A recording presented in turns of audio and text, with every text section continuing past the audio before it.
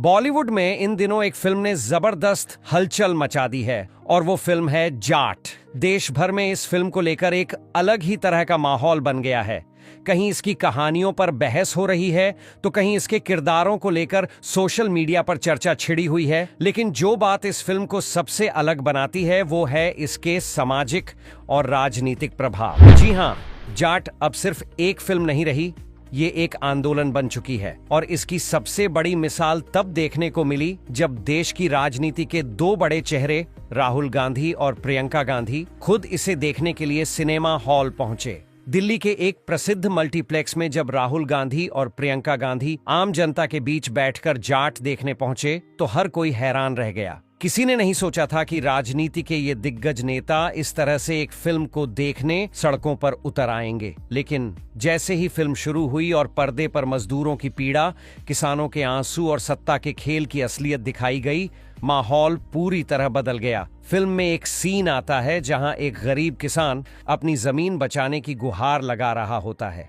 लेकिन सत्ता में बैठे नेता, पुलिस और बाहुबलियों की मिलीभगत से उसकी आवाज कुचल दी जाती है। इस दृश्य को देखकर राहुल गांधी की आंखें भर आईं। उन्होंने रुमाल से अपने आंसू पोंछे और उनके चेहरे की भाव भंगिमा बता रही थी कि ये फिल्म उनके दिल को छू गई है।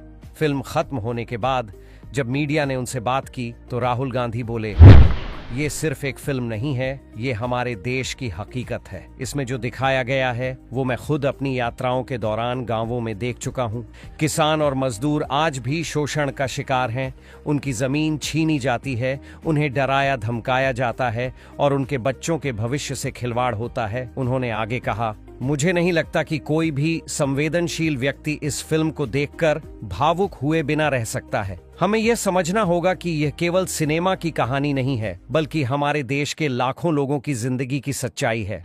प्रियंका गांधी ने भी फिल्म की जमकर तारीफ की। उन्होंने कहा, फिल्म जाट ने एक सच्चाई को बखूबी उजागर किया है। गरीबों की मेहनत का फल कुछ भ्रष्ट नेता और ताकतवर लोग छीन लेते हैं। उन्हें न तो सही मजदूरी मिलती है और न ही न्याय। जब वे आवाज उठाते हैं तो उन्हें झूठे केसों में फंसाया जाता है या उन्हें खामोश कर दिया जाता है। यह कोई फिल्मी कल्पना नहीं है, बल्कि हमारे देश की एक बड़ी विडंबना है।